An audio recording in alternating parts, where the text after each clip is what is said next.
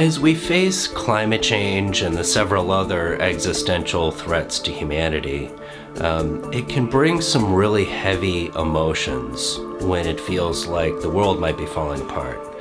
And those emotions can make it difficult to cope with life. And the feelings can make it even harder to do the social change work that we need to actually solve these problems. So today we're going to talk through some ways for coping with these heavy feelings. We're going to talk about how that interacts with, social and political change. And we're going to talk about an emerging network of support for people managing these feelings and learn how we can help each other through this. Let's dig in. Welcome to the Human Survival Podcast, where we aim for world cooperation on critical threats to humanity. To survive, we must see ourselves first as citizens of the human race. To thrive, we must protect what is beautiful about humanity. This show is offered by the Human Survival Project, a grassroots movement for citizens around the world to push for a redesigned and much stronger United Nations. Our global threats need global cooperation. This is urgent, so let's start. Hi friends, welcome to the Human Survival Podcast. I'm Shelby Mertes. Thanks for being here. So I'll first apologize for my voice, which is not its usual self. I'm at the tail end of a cold here, so I sound a little different.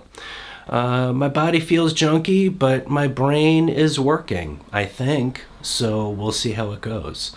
You, dear listeners, I guess will be the judge of that. Before we dive in, I want to invite you to go to our website, www.thehumansurvivalproject.org, and you may want to get on our email list to receive an occasional newsletter.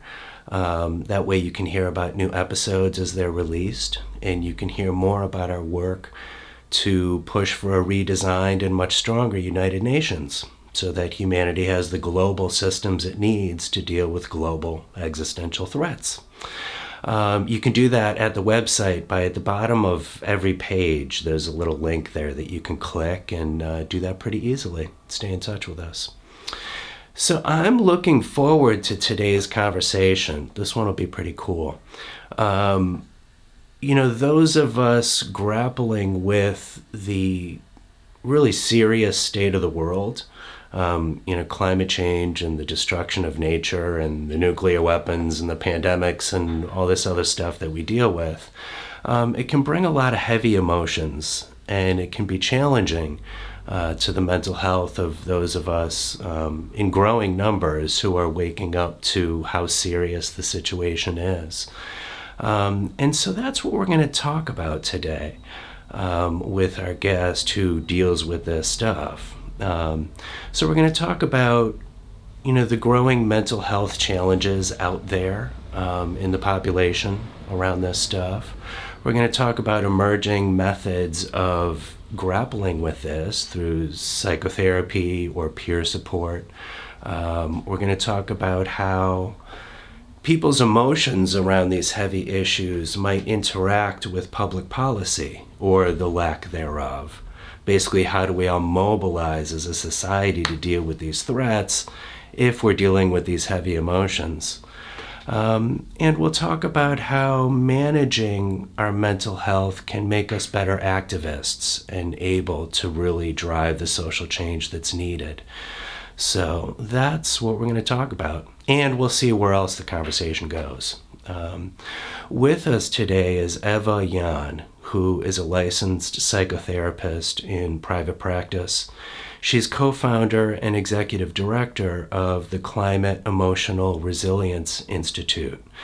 They're a group of climate-aware psychotherapists, psychologists, and other helping professionals around the world working at the intersection of mental health and our planetary crisis. They offer online and in-person workshops, retreats, presentations, programs, and curriculum development for organizations, companies, and institutions. Eva, welcome to the show. Thank you, Shelby. I'm glad you're here. Yeah. So in a moment, I want to hear some of the nuts and bolts of this fine organization that you work with. But I'm curious to hear about you and just like, how did you come to this work? What led you to get involved in this? What motivates you? How did this all transpire? hmm hmm So I've worked as a social worker and a psychotherapist now for 2 decades probably. And my specialty was always working with women in situations of rape, sexual assault, human trafficking, domestic violence. And I would say that over time, I'm partnered with a climate activist who's been working in climate change forever. I have a lot of friends who are climate activists who experienced a lot of burnout over time. And it almost like at some point, because in the psychology field, we didn't really talk about climate change, it didn't come up, or there wasn't an opening. People are not trained to talk about it, to talk to people about their feelings in regards to climate change. And so there was a moment, I was working for an international human rights organization, running groups for folks on the front lines of war. So either like it was like in Lebanon too, after the port blew up, or Ukraine, or even during COVID, like working with nurses, anybody who was on the front lines. And we were running these programs. And my colleague and I were like, well, there's something here. Like we see all these activists starting to burn out. Like people are like, and people feeling the urgency, but they don't really know what to do with it. And slowly people started talking about it in my private practice with me too. And we were like, we need to like, with the permission of our mentor who kind of created the programming for folks on the front lines of war through that organization, she gave us the permission to kind of use that program to change it more towards supporting folks on the front line of this polycrisis, really, of climate change. And so we created this program called Thicket, and that was kind of right at the start of COVID. And then I was thinking, as I am personally kind of grappling with, yeah, the devastation and reading the news and reading the reports and don't really know fully what to do with my own grief of it. Uh, and I think our society, the Western society, the fast-paced productivity society that we're living in, oftentimes doesn't make space for us to just pause and to grieve and to feel all of that. So I was kind of like in it with myself.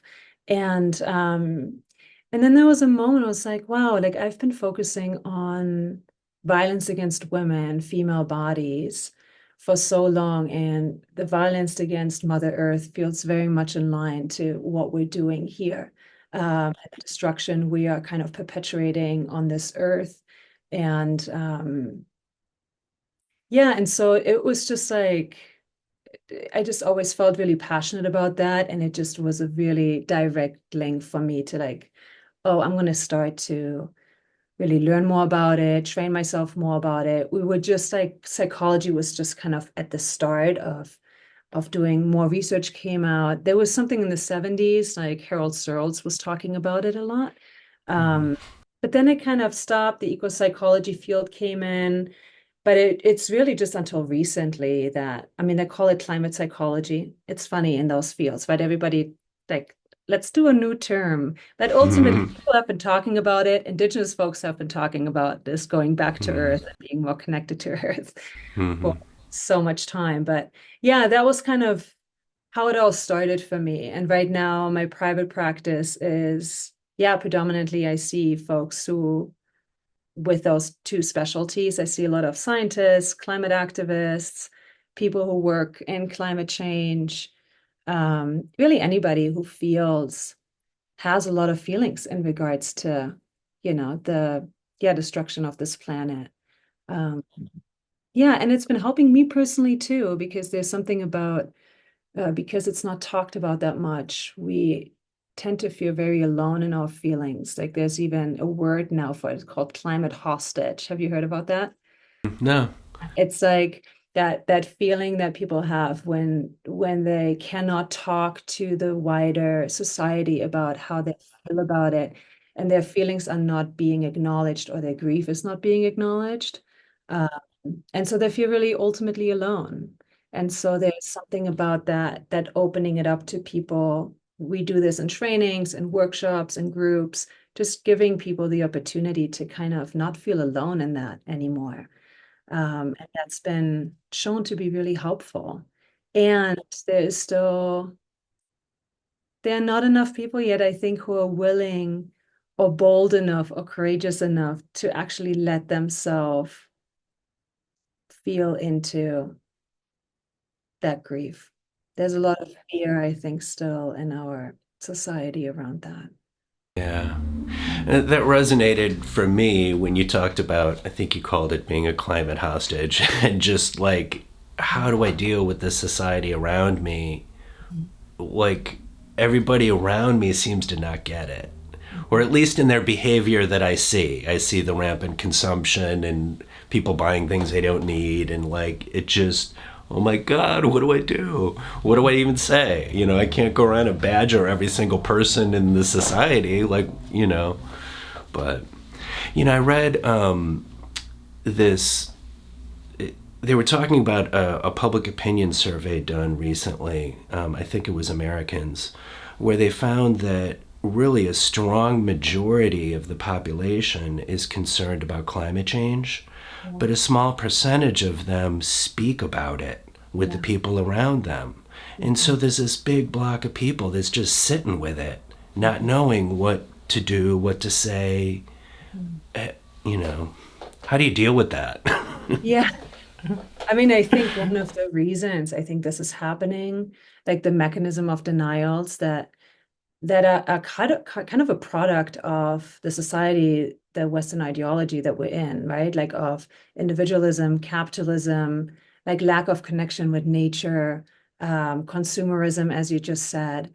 I'm thinking about Jem Bendell from like the Deep Adaptation. He has this acronym where he kind of describes the motivations of people, like in regards to mechanism of denial. It's called escape. Have you heard about it? No. It's like basically the mechanism of denial are entitlement, um, surety of oneself, C, control, autonomy, progress, and exceptionalism.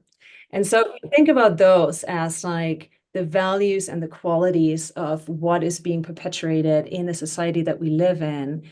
It is the opposite of a place of care towards others, right? It's the opposite of us extending, um, yeah, our care to the wider world, to accept difference, to accept otherness. I mean, all of those pieces are in there, to accept difference of um, gender, race, biodiversity, any of that. And it really, yeah, it really like, I think people try to protect themselves really from the threat of from the threat of like almost like a what is it called, like ontological security, right? Like that, like their self, their identity or their sense of self is not going to continue this way in the future if I were to lean into the what our future may bring, if I were to actually let myself know that things may change. And so there's a helplessness that comes in that, and we call it a hyper object. Like climate change is a hyper object because it's like too much to take in for our small human brain, right? So like it's too big. And so the first reaction in fight or flight or freeze is like, oh, we get really afraid. And so we don't know what to do it and we don't know how to fight it because there's also the guilt of never doing enough. And so we kind of freeze. And the freeze response is disavowal, maybe, which is like we kind of know, but we let ourselves not know, to dissociation, where we come completely disembodied and we are kind of completely check out. And so all of these pieces kind of play into, I don't think it's people ultimately don't care. I think they are very overwhelmed. And I You just think, don't know what to do about it. yeah, and if I think if we look at the state of the world, what's happening, we have wars going on. There's always like level of racism that's happening globally. There's so much that we deal with, and then we take social media, then we take like the amount of information we constantly gather. It's like I think we're just at a state of overwhelm that, yeah, if you're not kind of actively decide to really lean into wanting to learn more about yourself and how you feel about the state of the planet, which I think people who work in climate change, but even people who work in climate change, I see so many people who are like, no, I don't have any feelings about it. And I was like, Right. you are reading research like 8 hours a day. I know. How can you not feel anything, right? So Yeah. it's a very self-protective. I don't think it's apathy, right? It's like a self-protective mechanism that comes from it's just being too much. And Yeah. and I think it just like speaks to what you just said with that research paper that you just read. Right. Right.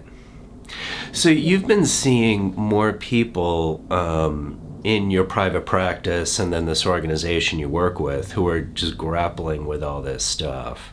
Mm. And I gather that there's a network of psychotherapists trying to figure out how to serve people's needs. Yes. You know, what has been lacking, I don't want to say lacking, but I guess, all of psychology practice so far might not be oriented for this new issue. Like, Uh-huh. what's missing about, the previous psychotherapy practice or theory or whatever that is just not fitted toward this new reality? Yeah. What's missing that you have to create now? Yes, that's a really good question. Well, if we start with Freud, for example, right? I mean, it's a very wide male dominant field, or has been in the beginning, right? And it was very much focused on individual treatment. And then, and then later on, there was a little bit more of systems theory that would come in and was saying like, oh, we're actually not like an individual completely disconnected from everything around us. We're a product of our environment, right? Like, and so there are different modalities that have come in. Eco-psychology is one of them that really much focuses on, we have to mend the separation between human and nature in order to be in communion with each other again. But I think that field, even though it has been present for a while, I don't know fully what happened. Maybe they didn't do enough, maybe there wasn't enough research papers out there, or they didn't put themselves out there as much, but they've been kind of like a movement that's kind of been on the sidelines. And then yeah, I think as we're moving from an individualized model towards more of a group model. And again, if we're thinking about that, psychology is a very wide field. So that also means that, right, and it's embedded within the values of like individualism and all these other pieces that I was sharing earlier. Um, Oftentimes it kind of got perpetuated, this idea that, oh, if we fix ourselves, then everything is going to be fine. And it has also led to more like navel gazing. And now we're in this big trauma field. Everybody talks about trauma, and I'm traumatized, and you traumatized, and everybody's traumatized. And it kind of disconnects us from actually being together and to focus on group. And so I think, to come around and answer your question, I think the urgency of the crisis really has pulled together the field. Um, and it was more of a response to, rather than, hey, this would be a good idea, let's do this. Like, as I said, people are talking more about it. Oh, we can't just tell people, oh, let's do therapy for 10 years, and you're going to be good. Like, with urgency that we are experiencing, we kind of need different models and need to be more flexible. Psychology can be very, and probably a lot of other fields, but they can be very like, no, this is the right way. And then the other field says, like, no, this is the right way. And then, and then working together a lot. And right now with the climate psychology movement, we're trying to say, like, it doesn't matter from what modality you're coming, as long as you as a therapist train yourself to be more climate aware, and you actually know how to grapple with your own feelings, that when clients come in and they want to talk about it, you not say right away, well, tell me about your childhood. No. But say like, oh yes, this is actually not a pathology. You have feelings towards an actual thread that is happening, and those feelings are normal. If we were to care or allow ourselves to care, we all would have these feelings of fear, of grief, of sadness, like the fear of losing, like the existential threat that comes in, the loss of like noticing that, certain birds are visiting us less, or when fires come through or floods come through, right? Like those are all normal feelings. But I think when we as therapists are not trained, because part of our training is that we kind of need to know what's ours and what's the client's. And so with climate, because it hasn't been part of our training, people oftentimes, like, it's an unconscious process, right? But like as a therapist, you would push away the things that you don't know really how to deal with in the moment. So there's a lot of movement towards just helping our field and the professionals to take care of themselves so that they're able to be better supporters. And more group work is coming out, and more peer groups are coming out. And I think young people are organizing themselves for just like having conversations together. And I'm going to pause here. Yeah. Yeah.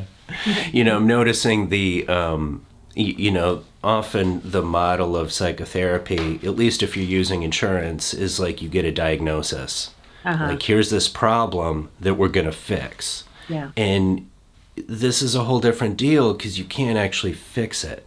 Like, this is just the new reality we're going to have for the rest of our life. Yes. So it's just like a whole new thing, So.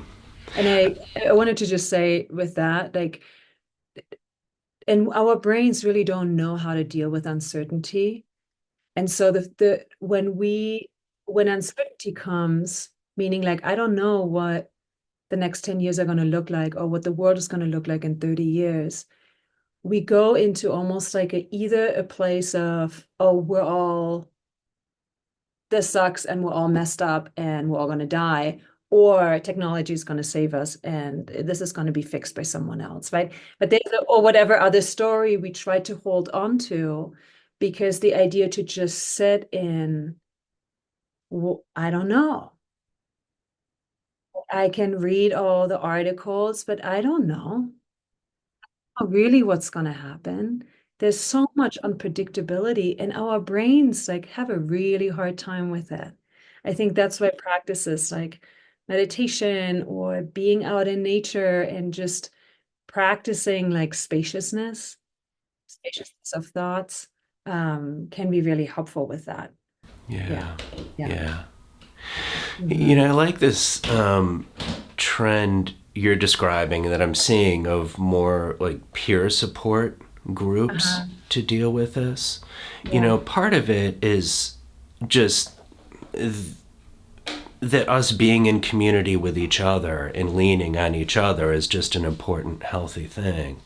But also, there's so many people who don't have access to psychotherapy.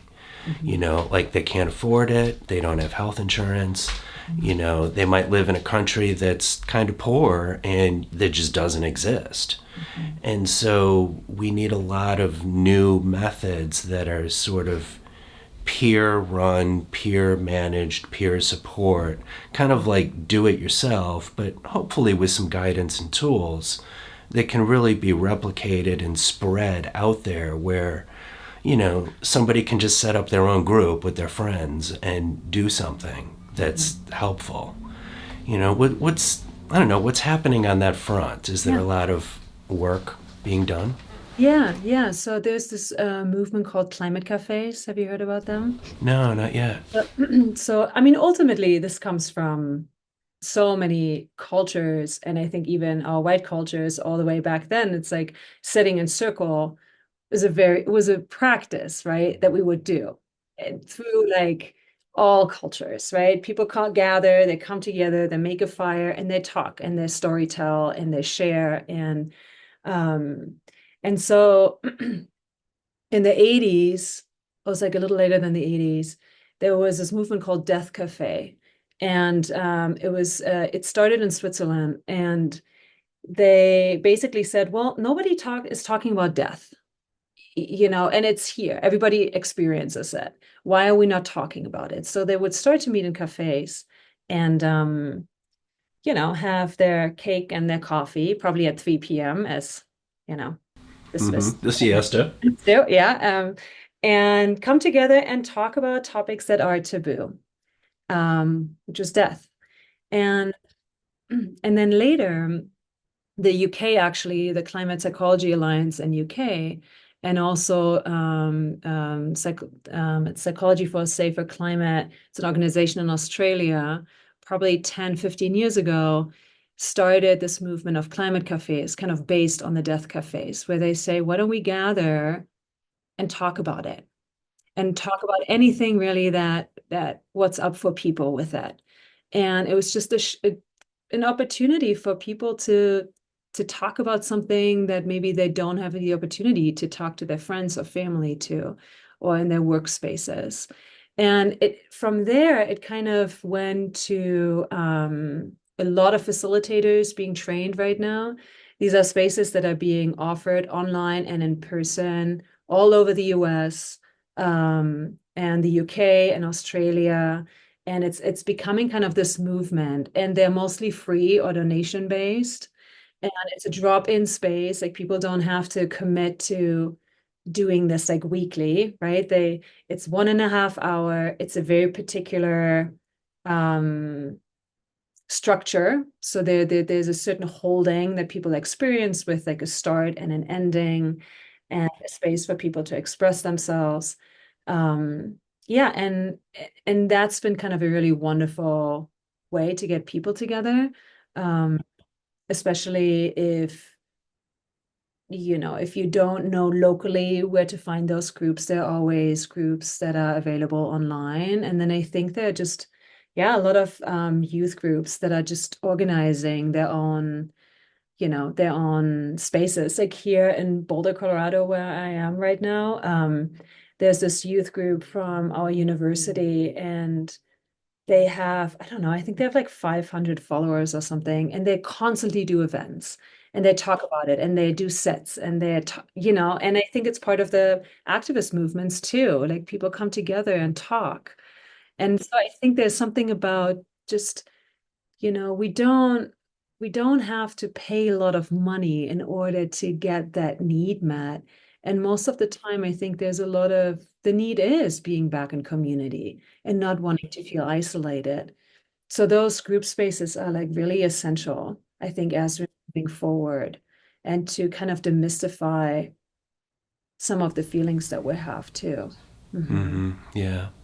Yeah, Yeah. in my life, I've, for the last many years, attended a couple men's groups Hmm. that are just peer-led groups. And this is after, in the past, I did years of therapy with 4 different therapists, and that was all very helpful to just grow and heal and all that.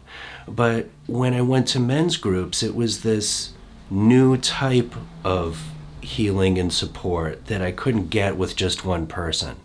There's something kind of magical happens when you have a community coming together around something. There's just like this energy that happens that's really kind of magical. Yeah.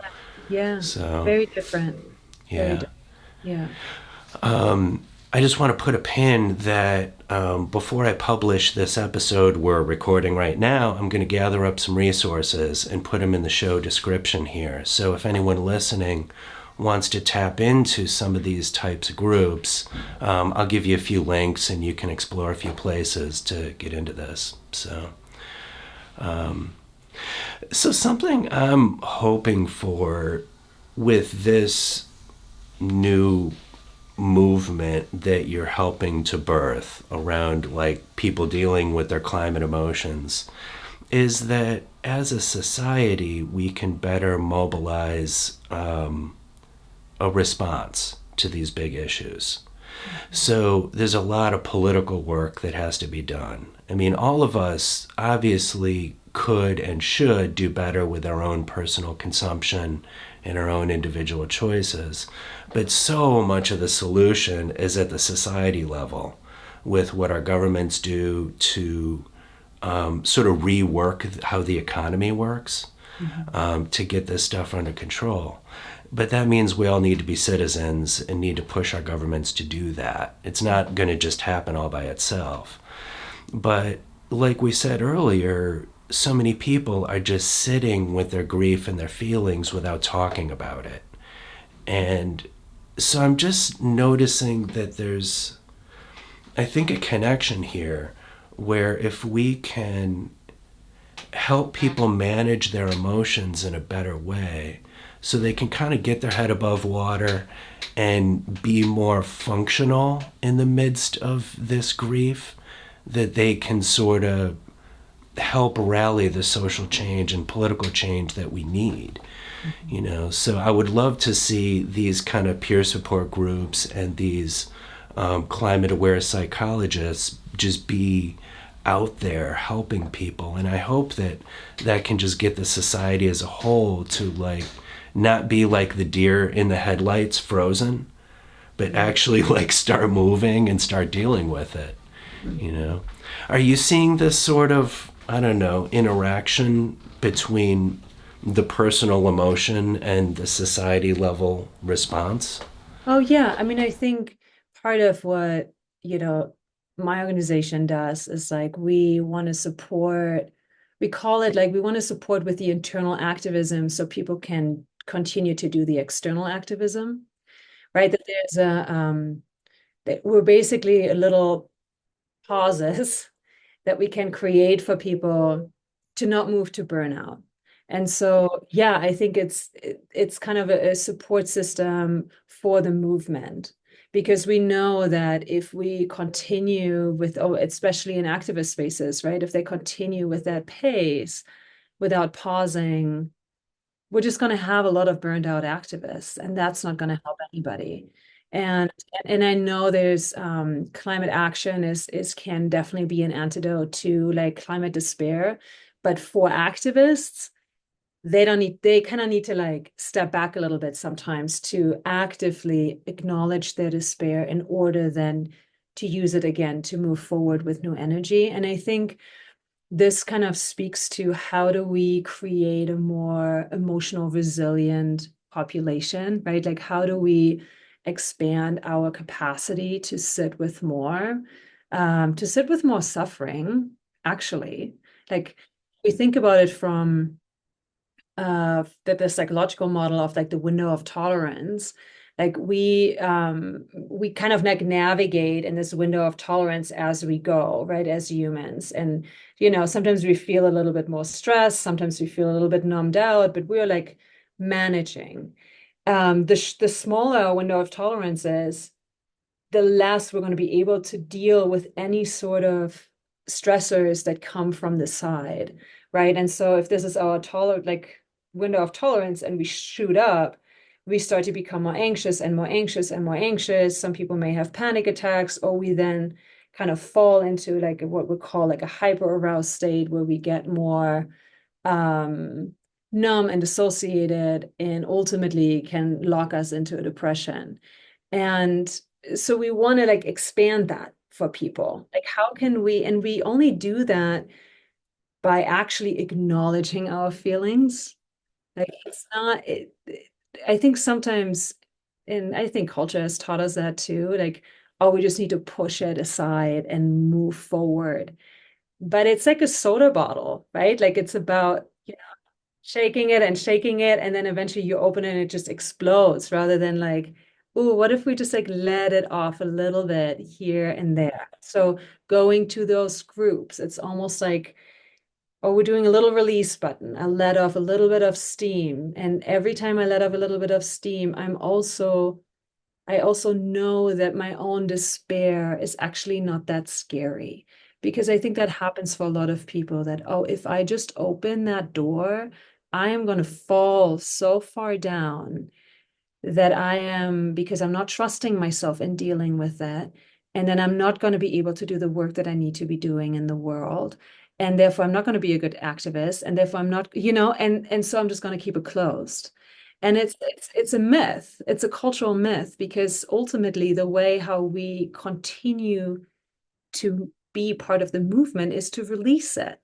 We do need to release it. And it doesn't have to be talk therapy, right? Like it can be just us going outside and like sitting next to a tree and breathing in like the like yummy breath of a ponderosa tree, for example. I'm just looking at one here right now, right? Where I'm just like, oh, that makes me feel so alive and I'm back in my body. But anything that kind of brings us back into our body that also activates maybe then some more feelings, not just up here, kind of in that and race, right? Like just like rat race, not in, just going. Yeah. Yeah. Um, Yeah. yeah, so I think that is something that I think as like the climate psychology movement that what we're really trying to push forward, like be kind to yourself, start with some self-compassion, be kind to yourself, find some people, some groups that you can be like in connection with, that you can talk about these things with, that you can like experience the beautiful earth with, and then like have your own practices and like getting back to not recreational ways of like using the earth, but actually practices of being with the earth, right? Whether it's just like I'm sitting at this creek and I'm just having a conversation with the river. And if that's a little too far out there, just like noticing, the cold water on your hands and kind of I mean, maybe this is another thing, and I don't know if you want me to go there, but it kind of speaks to like how can we move towards more of an ecological self? But I'll pause here. I don't know if you want to go in that I direction. think you should. Yeah. Okay. Yeah. Okay. Because part of my growth around all this has been recognizing that I'm an animal. Like, Yes. I am a mammal, I am a Yes. part of nature, I'm with all the animals, and I'm part of this web of life, So I Yes. get it. And I think somewhere in our lineage, we forgot about it, right? Whether agriculture was the one that really like created that intense separation, right, between human and the more than human, or earlier. I don't know where it exactly happened. It's probably hard to like go back to now, but there is that where we just became the dominant species, like using everyone and Yeah. everything. And Manipulating nature instead of just being with it and enjoying it. exactly. And I think Yeah. it's like, I mean, I think it's a definition of the consumer self, right? Which stands in opposition to the ecological self. The ecological self is like a term that Arne Hess, he's like a Norwegian philosopher, he termed that, and it basically describes, yeah, our relationship with other living beings and how close we are and or how far away we perceive ourselves. And I oftentimes hear people say like, "Oh, I spend a lot of time in nature." And I was like, "Well, what do you do?" I was like, "Well, I bike. Well, I'm in a very active place here. I bike, I climb, I do all these things outside." And I was like, "Well, it's how much do you feel actually in connection with nature at that moment? And how much is this more part of your own workout and getting more fit or feeling, there's, and so I think we even in that kind of created this idea of, oh yeah, but I am in nature. Like I have a relationship with nature, but like how do we actually create a respectful relationship, a mutual relationship?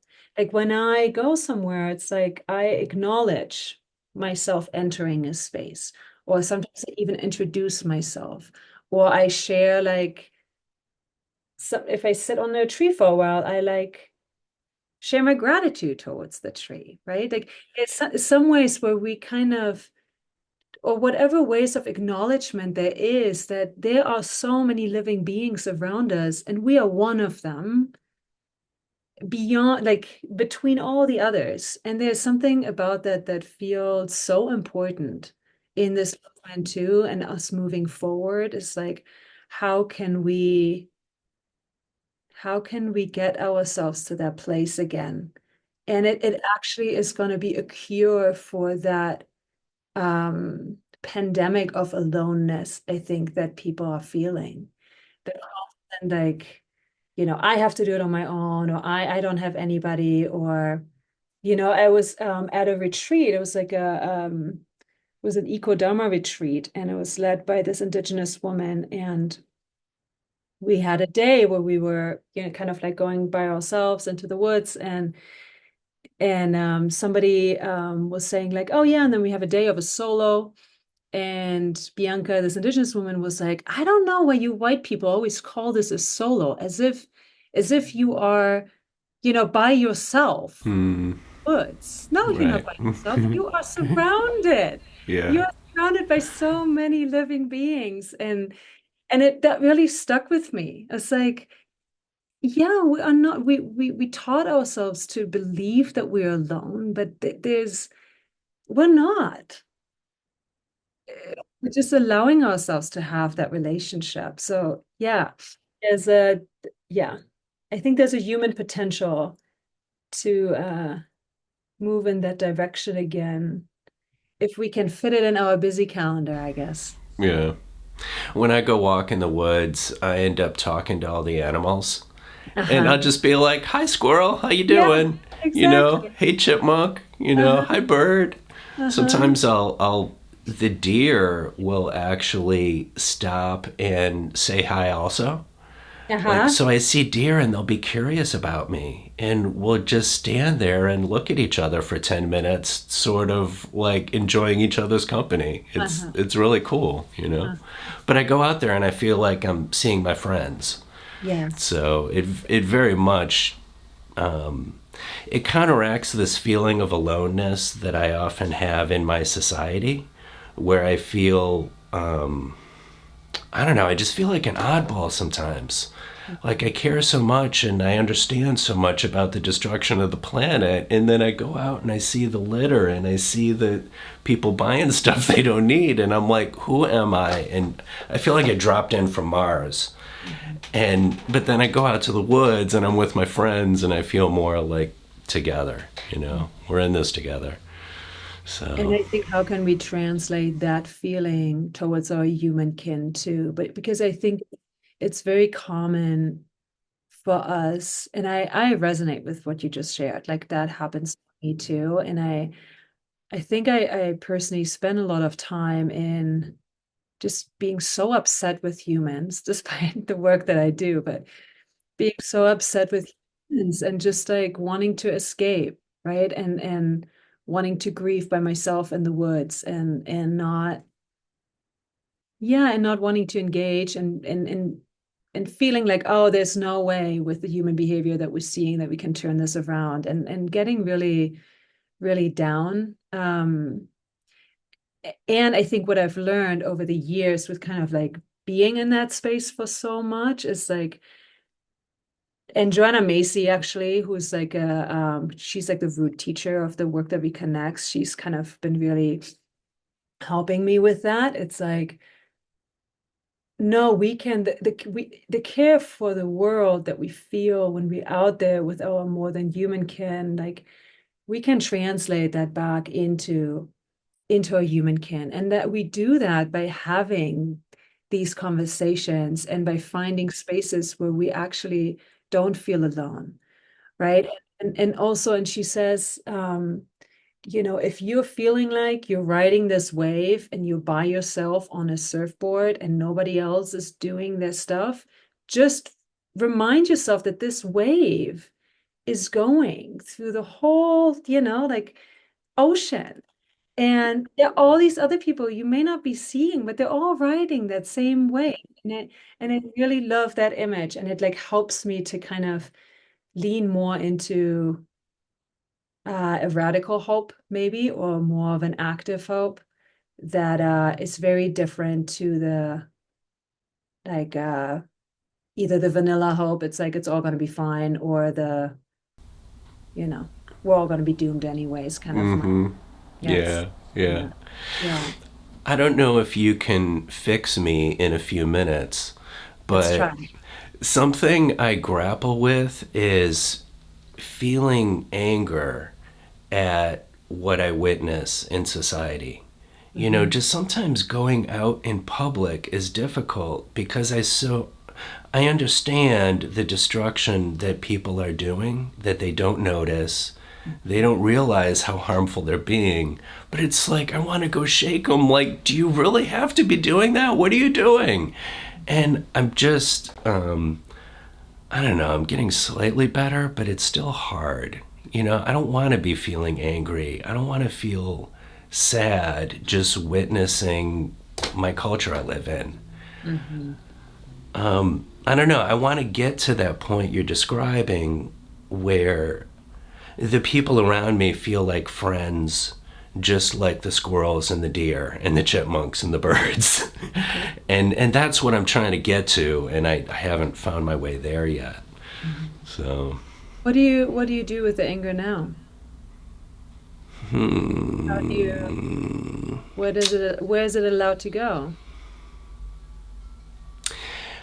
I think what happens is sometimes it'll just sort of dissipate when I have breaks, where I've started this practice lately where I'll give myself an hour a day to just either do nothing or go out in nature. So I might just sit in a chair and just submit to whatever my feelings and my body want to do and just like be with it. Or I'll go out in the woods and I'll get some exercise and I'll be with nature and that'll feel good. Sometimes it'll build up and I'll just stop and have a good cry. I'll just stop and I'll cry and I'll cry and I'll cry and I'll just dump it all. And then be like, all right, that helped. Now I'll get back to work. Sometimes when I'm in conversation with like-minded people, that can help. Hmm. So, those are the things. Well, it sounds like you are managing that anger fairly well, right? Like you allow yourself to have release, you allow yourself to like maybe fuel it even into something else. Um, I mean, I don't think that our goal is to not feel angry anymore. Like, I think there's a lot to feel angry at in the election coming up. I mean, there's so much, right, that we can.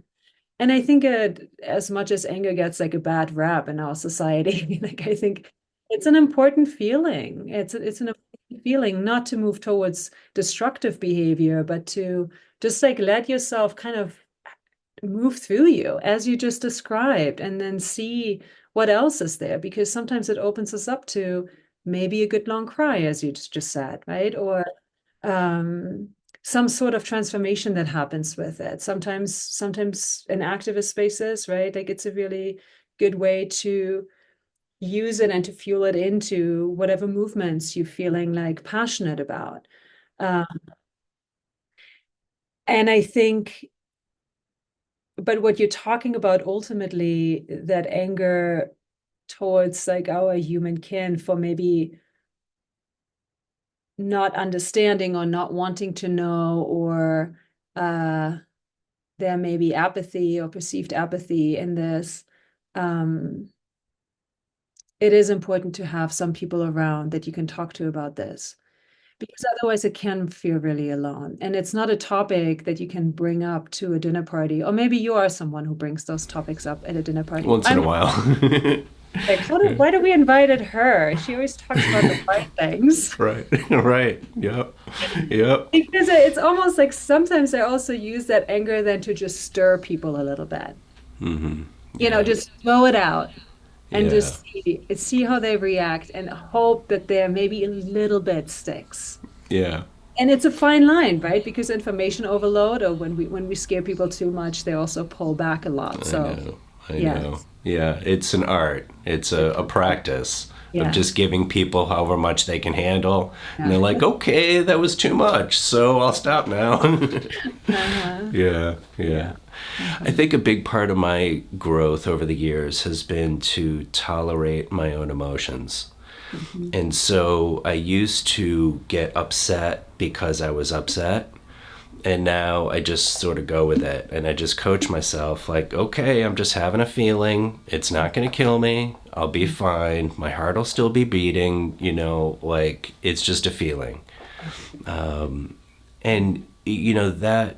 And I also apply that to the negative emotions because I remind myself that I'm a human, I'm an animal. These emotions evolved in me over millions of years for a purpose. Like nature put this in me to give me a tool. All these tools of like ways of feeling can help for different situations. So I try to see it more as an ally, or at least that it's okay. Like this feeling is here for a reason. Nature Yeah. put this in me, you know? Yeah. Some of them. I mean, I think they're like the survival mechanisms, right? Of fight, flight, or freeze, or even fawn response, right? Overly accommodating. But then there's like something like anticipatory anxiety where we spend a lot of time in creating future scenarios. Humans are really good at that. Creating future animals don't do that, right? They don't get afraid of a potential of something. They get afraid of an actual real threat. And so that's the one that I think sometimes we need to really work with. It's like, okay, how do I know this is true right now? Right? Like, how do I know this is really true? What can I do to prevent this story from happening? Which is hard with climate change because I think um, it's a real threat, not an imagined threat, right? It's not like, is this person going to like me at the dinner party or not? Oh, this is about like, oh no, we definitely know that it's here, it's getting worse, and we don't know what the changes and how it's going to impact our immediate communities, the wider communities, the global communities, the migration patterns, where it's going to be livable to live, like all of these things like that. Whether we'll It's, have enough food to eat. yeah, water, whether Yeah. we have enough water that's drinkable, enough space for everyone to live. Um, yeah, that's not anticipatory anxiety, right? But it is, we're talking, there's so many new terms that are coming up right now. One of them is a pre-traumatic, well, it's again, pre-traumatic stress disorder. I'm just going to say it like that It's without interesting. Yeah. um, but it's like Lifton calls it the prospective survivor. The idea of you actually haven't experienced a direct impact. Like, let's say your house has not got burned down by wildfires caused by climate change, but you know that it's coming, and there is a lot of like actual PTSD symptoms that we're noticing in people. Like where I live, we have a lot of winds and we have a lot of fires. And so the winds come up and people start to become like hypervigilant. They can't breathe. There's some panicky stuff that's happening, right? It's like, oh, they're already kind of preparing themselves to become a survivor, even though it hasn't happened yet. And um, and so that's real. Like people are experiencing that. I think yes, yeah, yeah. And again, I want to say that it's like a normal behavior, right? It's a normal response, and we still need to make sure that we are attending to those feelings so they're not becoming like an actual full-on trauma response, because it can go into that direction, right? It can go where we become too vigilant and we're hoarding and we're not going out anymore, or we're, like all these patterns that we're also seeing. We saw during COVID too, right? Like we humans kind of go in the direction of I need to protect myself and my family, and Right. it disconnects us then from like taking care of each other, the Yeah. the immediate. Yeah. And Yeah. something like that, I think, can happen too, as we're Mm-hmm. scared. Yep. Yeah. Hmm. Have you seen people manage their emotions around this by sort of getting busy in productive activity? So, like, I don't know if I'm how alone, how unique I am, but one of the ways I cope is by doing my work on the Human Survival Project. Yes. Like, I have these fears, I have these emotions, let me channel it into something rather than just sit here and feel helpless. Yes. And so I notice a lot of people, I think, are just kind of sitting there feeling helpless, not knowing what to do. And I wonder how healthy or helpful it can be to just pick something, even if it's small, and just go do it. Yeah. Can offer some healing. Oh, for sure. I think, I think I said this earlier too. I think climate action, and it doesn't have to be a huge action, right? It's like having a garden, attending to your garden, right? Like having, bringing kids out into the woods. Like if you're more intellectually minded, like finding like a particular, as you said, just like have conversations with a lot of people who are doing this work, right? Like on your podcast. Um, I think it's a beautiful remedy for those like emotions that you're just talking about. I'm thinking about Ayanna Elizabeth Johnson. She wrote the book All We Can Save, and she has this TED Talk. It's a beautiful TED Talk where she talks about how do you find your climate action, and it's a Venn diagram, and she says like first you want to start with like what are your superpowers? Like what are the things that you're already good at, Shelby, you're good at talking to people, right? Like what, like other people, like I'm good at supporting people, right? Like other people are good at going out on the streets and making signs. Like maybe other people are good at like writing songs and or writing poems or what's already your talent. Because she says like, we're in this for the long run. So don't pick something that you're not good at because Right. Or that you hate doing. Yeah. oh, I hate doing, Yeah, I right? know. It needs Yeah. to be sustainable. And then she says, like, what brings you joy? Like, what brings you joy? Like, how do you want to apply your skill with something where you actually get excited about? And then the third one is like, and then what are the causes that that you feel really deeply connected with, that you feel right? Maybe it's like um saving our ancestor trees.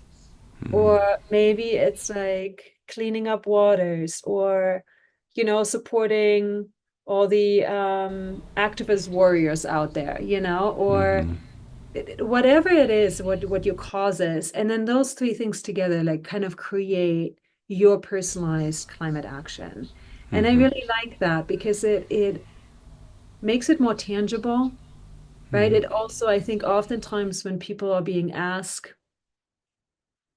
I think if they don't have something specific that they can already apply it to, like for you, right? Like as you just said with the podcast, but you can kind of just like channel a lot of that into it and having good conversations with people.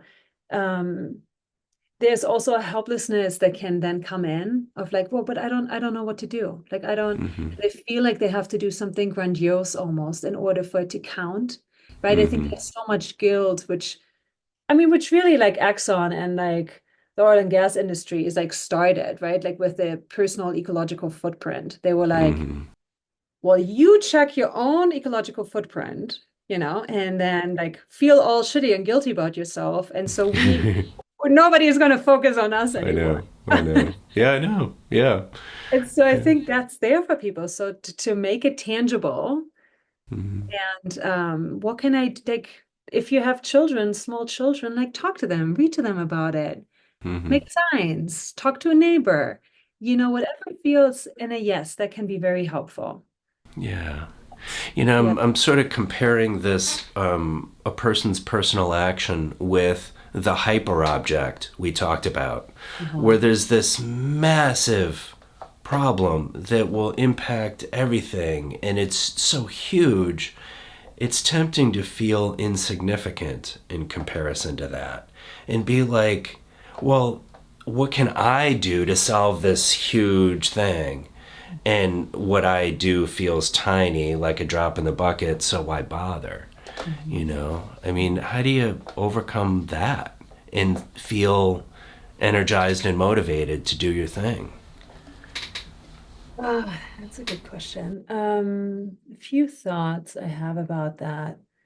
Um, well, one is, I mean, Bill McKibben, I think he always says, like, you need, totally not going to get the number right, but I think you need like between what, 18 and 22% of the population to do something different in order to create change. You know, it's Yeah, actually not 51%. I right. think it's always good to like kind of remember. And then, you know, Joanna Macy talks about the story of the Great Turning.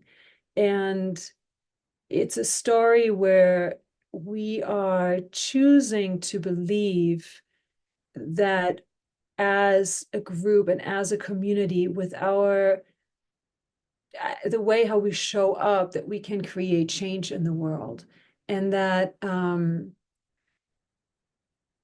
it's not about necessarily what major action you're planning, but that it's just like that feeling of being in communion with everyone else. Again, that wave, right? Knowing that there are all these other people who are also probably having really similar thoughts than you, and they're also going to try to figure out. And there's a way that we can actually, there are so many organizations who do such good work, right? And if we actually choose to look at that rather than where humans are kind of failing, that can be really helpful too. And it prevents this idea. I think what oftentimes happens in fear is like we're writing ourselves off the storyline of what the future may look like. Meaning, when I'm in the mindset of, well, it doesn't really matter what I do, it's not going to create any change. We're not an active participant in creating our story anymore, and the story of like humanity moving forward. And so, whatever you choose to become an active participant in creating the future that you want to see, that is enough. And again, it doesn't have to be grandiose. It doesn't have to be like portrayed on billboards, in your city. It's just it's almost like more of a feeling state of like I am part of this greater movement and I do what I can right now. And I hear this a lot. I mean, I hear this a lot with especially people who have young kids who are completely overwhelmed in their like working, tending to young children kind of world. And they're like, I don't have any space to do this. And it's like, well, but what is something, can you attend with your kids to your garden? That's a way that you are staying, yeah, staying an active participant. And I really like that idea. And it kind of demystifies some of that too. That it has Yeah, to be something big. yeah, Yeah. Yeah. yeah. Well, and, I sometimes get asked by people, what can I do to make a difference?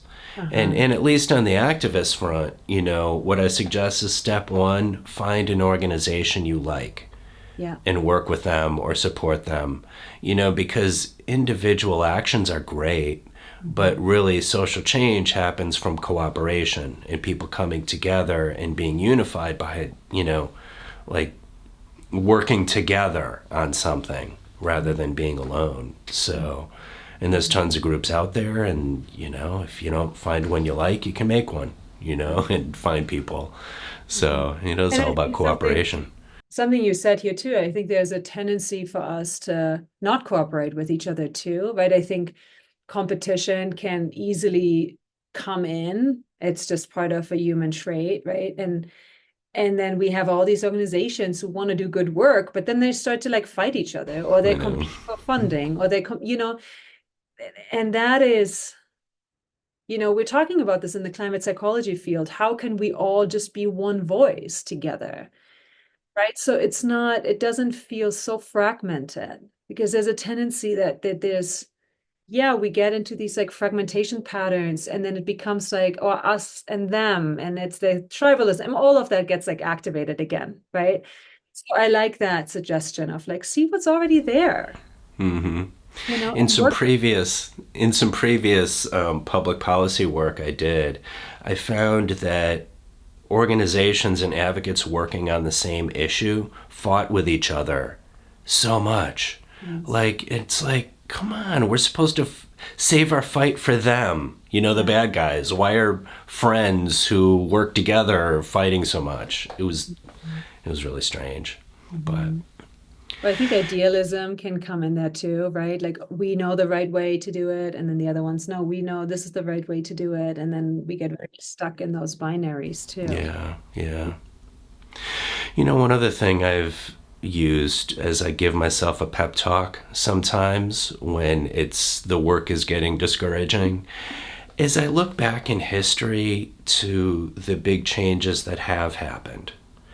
And so, you know, humanity has really made big progress even over the last couple centuries. So there was a time when slavery was rampant, and that was just the way the economy worked. And a few people stood up and said, you know, I don't think we should do that anymore. And everybody told them they were crazy and you're never going to change it and it's never going to work. But then, with enough time and enough people, like a big, huge change happened, you know, or you can see the next wave of that with the civil rights movement or rights for, you know, gay and lesbian and transgendered, which, you know, and I know all this is still ongoing, right? But the progress has happened before. And so, you know, I was remembering recently this quote I heard that's something like, change happens really slowly and then it happens all at once. Uh-huh. You know, Yeah. like it grows and then it reaches this tipping point where it's in the public consciousness. Everybody's talking about it, everybody's thinking about it. And on climate change, we're almost there. I Mhm. mean, we've got everybody thinking about it at least, whether they're taking action or not. So the tipping point is just a few more people doing something to, you know, push it over the edge. Yeah. Yeah. Yeah. I want to be hopeful in that way too. Yeah. Um, I think there is, yes, there is definitely a bigger movement, right? But then we also have, and I don't know how much you want to go into politics, but then we have the other side who is very much still denying it, and also seeing how many people are choosing to not engage with that topic. Mm-hmm.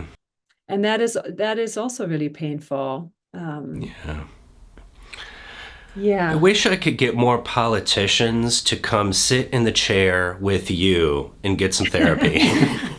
Then we would have better public policy, you know? It's tricky stuff. Thank So, you. Yeah, I think we can all we don't all need to go into like year-long therapy, but I think at least having some bravery in like understanding ourselves more and having more self-awareness always leads to more self-regulation. And the more we know about ourselves and our feelings, the more resilient we're going to be too. So it's kind of yeah. an Yeah. automatic, cycle. Yeah.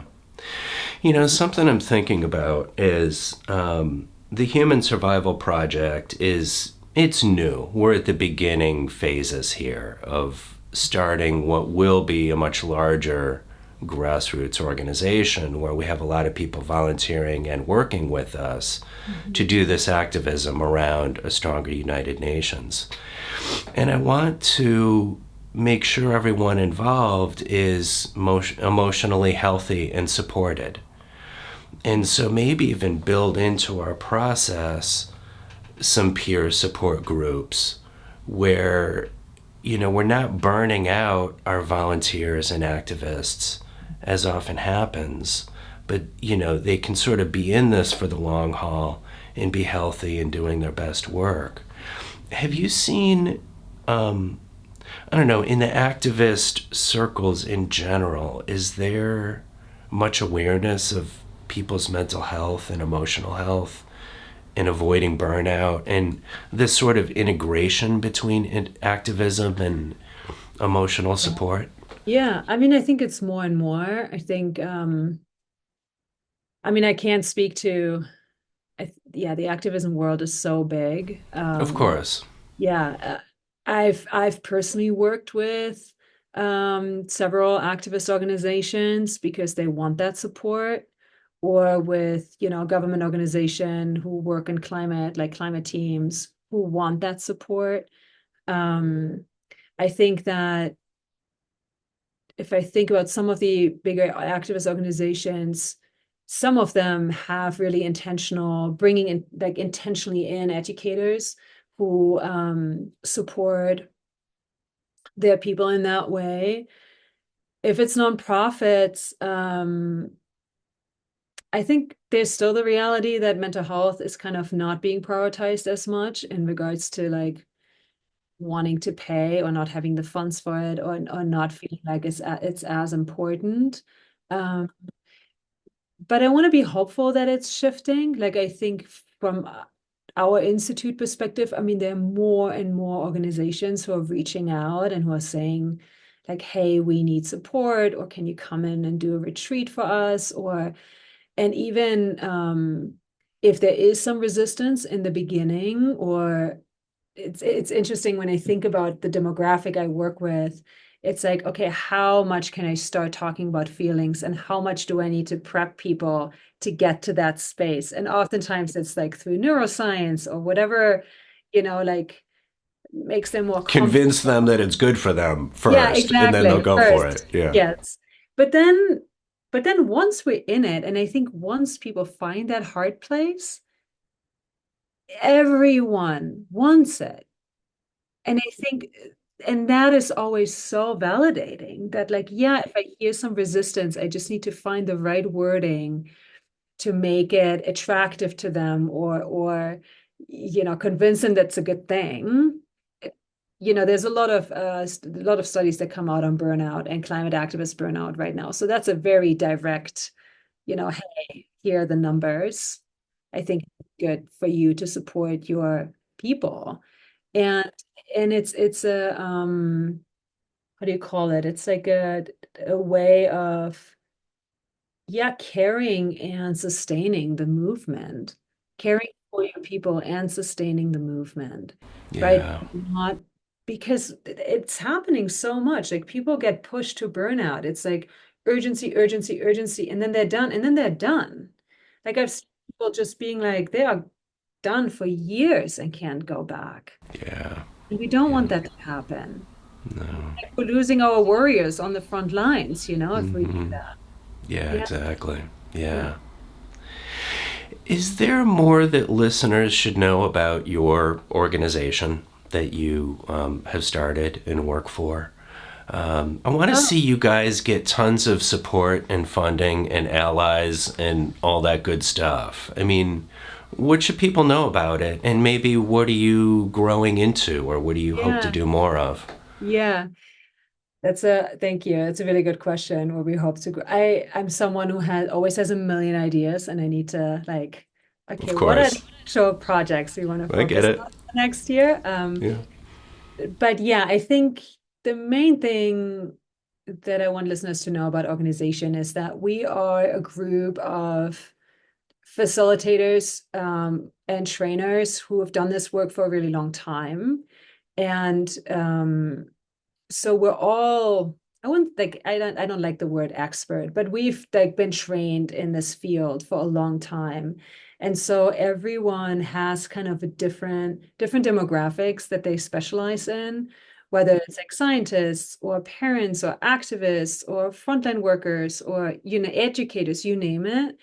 Um, and so if there's an organization that you run and you feel like, oh, it would be really helpful to get some support for our team, we can come in person and run like a day long or a 2-day retreat. We can do what we've done in the past, where it's kind of just like weekly or bi-monthly, 2-hour online sessions. Like we kind of just like tailor whatever works for your organization for you, and we can think about the themes that you may have seen in your organization come up, or things that people may be struggling with, and then we can kind of, yeah, create like a curriculum for you that maybe be supportive. And oftentimes what we do is like we maybe do a workshop.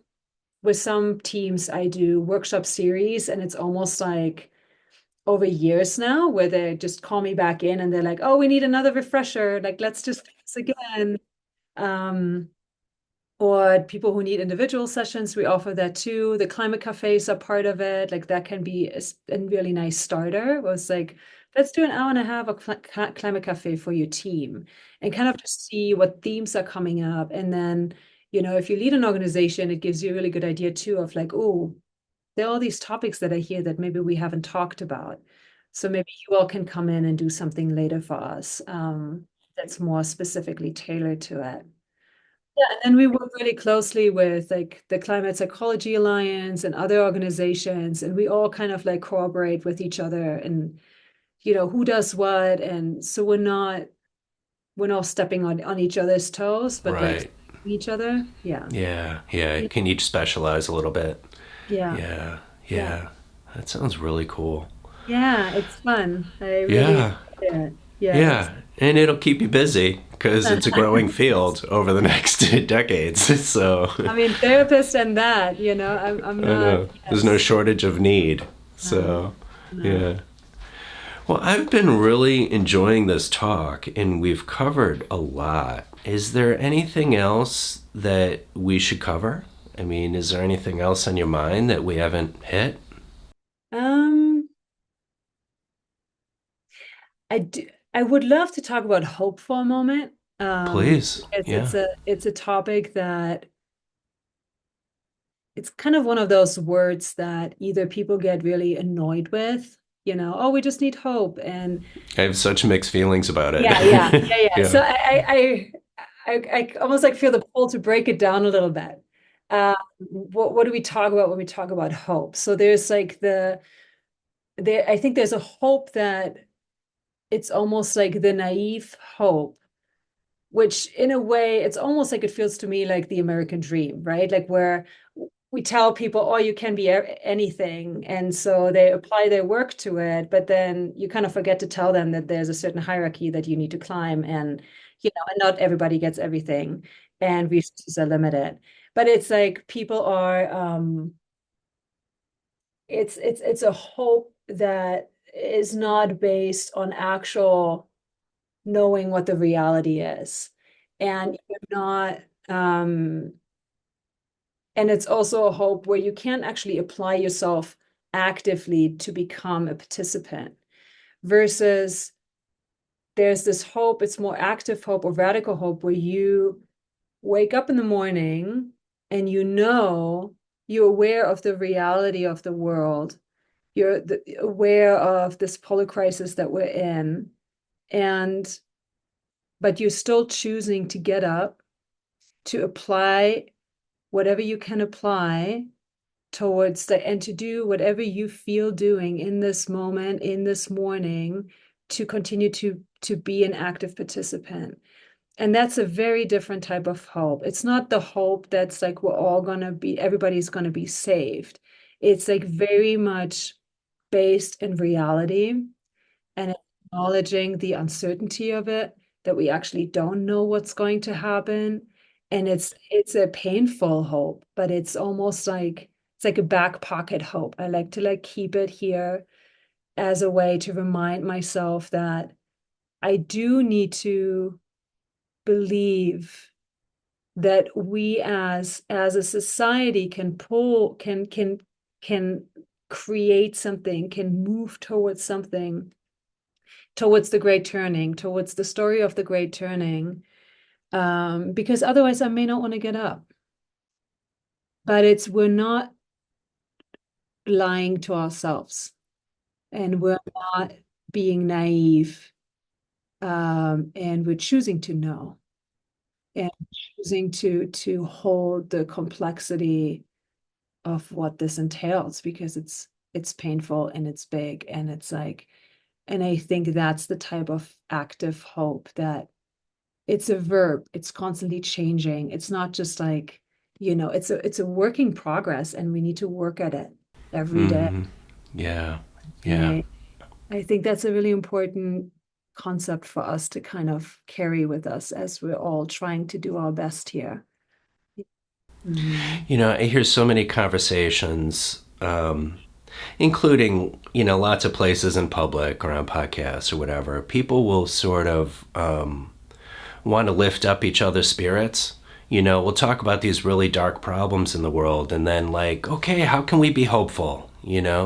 But I feel like there's this thought or question behind it that's something like, I need to make you feel hopeful so that you'll keep working and keep your chin up and keep at it. Mhm. And I don't know, I just sense there's this idea like you have to feel hopeful in order to do good stuff in the world. And like, we don't know how this is going to turn out.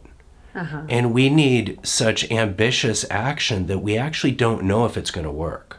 Mhm. And so, like, for instance, me, I've started this organization that has a massive scope. Like, I actually can't promise that this is going to work, but it's important to do anyway, even if I don't know how it's going to turn out. And so I sort of hope that people will, well, I'm using the word hope, but I hope that people will be more okay with uncertainty Yeah. and just do the right thing anyway. Yeah. And just like do your thing and wish for the best, rather than be like, oh, I'll only do it if I have a sense that it's going to work and be successful and that we're all going to be okay. Because nobody knows. And the hopefulness that you talked about in the beginning, like that feels more like toxic positivity to me. And it's very Yes. interesting. It's not sincere. It's actually not. When we do that, we are not choosing to be actually in relationship with the other. Mm-hmm. Right? There's a Yeah. different type of motivation that pushes that forward.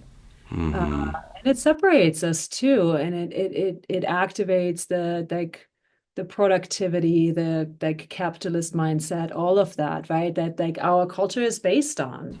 So Mm-hmm. how can we learn together to be in that space that you're describing, right? The not knowing, but also knowing that we can lean on each other, that we're not doing this alone, right? There are so many people on this planet who are having the same thoughts like you, Mm-hmm. even though if Yeah. you don't see them right next to you, right? But they are. You just need to go online, and the amount of organizations that are out there or people on social media talking about it. Uh, Mm-hmm. yeah, Yeah. really Yeah. important to remember that. Yeah. I've actually been surprised sometimes when I meet new people, there's a lot of opportunities to bring up climate change into a conversation. Usually it's about the weather around us. Uh-huh. Like, oh wow, here I am still wearing short sleeves in Massachusetts in late October. Isn't that interesting? And then when I bring it up, I'm often pleasantly surprised by the number of people who resonate with that. They're like, "Oh yeah, I'm seeing it too." And there there are people around who care and who get it. They're among us. We just have to find each other. So, Mhm. yeah. Shelby, one thing I wanted to say I guess before we have a little bit of time, but um, I think we talk a lot about the concept of climate crisis, but I think ultimately it's a polycrisis, right? The climate change is just like the It's just one of the big threats we face. the end, right? Like Yeah. expression of all of these other pieces that kind of like has brought us here. And yes, I think we've used the term climate change and climate crisis today, but I just wanted to acknowledge, right? Like that, like systems of like inequality, of racism, like our economic systems, like all of these ways that have actually like the pillars and have created this mess that we're in right now. And it almost like climate change is like the tip of the iceberg. Like at least that's how I see it, right? It's like, oh, you got that triangle right there. And it's important to acknowledge all of that, right? Because I think in environmental movements, and at least how it started, there was a lot of separation. It was a very wide movement, and there was a lot of separation from like other like BIPOC groups that are also have been moving in that direction. There was a lot of conflict, just like, oh, are we doing the same thing again, right? Are we kind of just like it happens with like the gender movement too, but like so we want to make sure that we don't leave people behind again, and that we're just talking about one issue, where what we're talking about, it's like a complexity of issues that have brought us to this place. Uh, yeah, and I just wanted to name that because it felt like important to, and we've been kind of using the word polycrisis instead of climate crisis, just to make sure that we're kind of like Yeah. acknowledging all of that. Yeah, I know. Mhm. Well, and when we acknowledge the polycrisis, that's additional opportunities for community to be formed. So, Exactly. for instance, with the Human Survival Project that we work on, we could have just focused on a stronger UN to fight climate change. Mhm. But instead, we can make allies with all the other environmental movements and people who are concerned about pandemics, and people who are concerned about nuclear war, and people concerned about inequality and about migration. Like all Mhm. these people are working in their silos, not always recognizing or working together on the inadequate governance that humans have for managing themselves. Like we just don't have the tools for managing our situation, and we have to all come together to build those tools to manage things. And so there's, a huge coalition to be formed when we realize the interconnections between all these issues. Yeah, So, sure. Mhm. yeah, we'll get there. Mhm. Let's hope. Yeah, exactly. Let's hope, right? Well, thank you so much for this conversation today. I've really enjoyed it and learned a lot, and there's a lot for me to think about and feel from all this. So I'll continue thinking and feeling based on today. So thank you. Yeah. Yeah, thank you for having me. I love talking about this, and it was such a good exchange. Yeah. Yeah, it's very Yeah. good. Yeah. And listeners, I want to remind you that in the show description, I'll include several resources for you to check out and things that we talked about today. I also want you to encourage you to check out the Human Survival Podcast's social media we've really strengthened. So we're on Instagram, Facebook, TikTok, LinkedIn, and that's a chance to just stay aware of our work and stay in touch. And I hope that you'll share some of the stuff with your friends, and including this episode right here. If you like what you've heard, just give it to a friend and share, because sharing is good. So, all right, thanks everybody. We'll see you soon.